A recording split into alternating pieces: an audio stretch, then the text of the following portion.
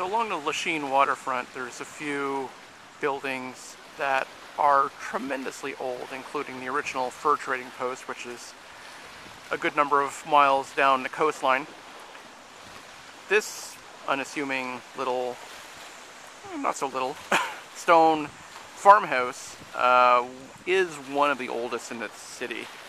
Probably one of the oldest buildings on the island in general. I believe it was standing here back during the Lachine massacre of 1689, or if not, it was rebuilt shortly after that. So it's quite old. I remember as a kid in this little yard area, there used to be a plaque that commemorated the names of the people who lived here and were either kidnapped or killed during that massacre. There are a number of other plaques along the waterfront going up quite a ways that also referred to the massacre of 1689. They were all removed years ago. I don't know if it was a matter of trying to whitewash some uncomfortable colonial history or not, or if it was just a matter of the fact that they were big metal, I think they were brass plaques, that it was during a period when a lot of that sort of historical monument, things like that were going missing because people would just steal them just for the sake of melting them down for the melt price of the metal, which is an ugly way to wipe out some of our history.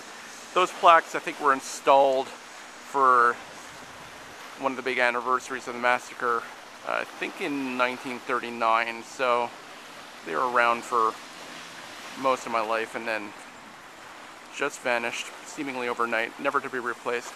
I think there were talks of replacing a number of plaques like that with plastic equivalents. But you know how it is. No one likes to remember history too much.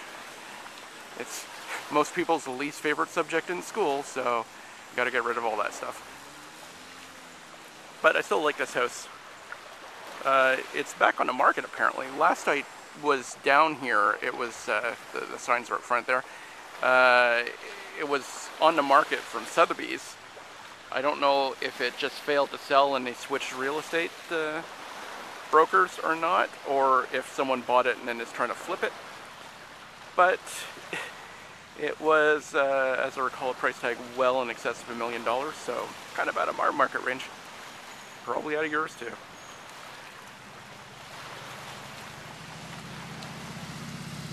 Interesting place though. And you can tell it was here long before the road because that corner juts out dangerously close to the side. If I lived there, I'd always be worried about a car clipping my expensive historic house.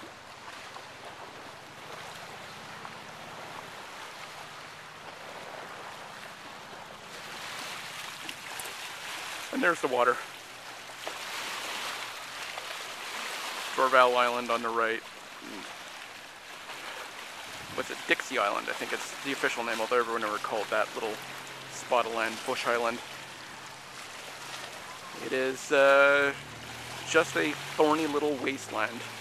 I have been there once, and you really can't get off the rocky shore without cutting yourself to ribbons.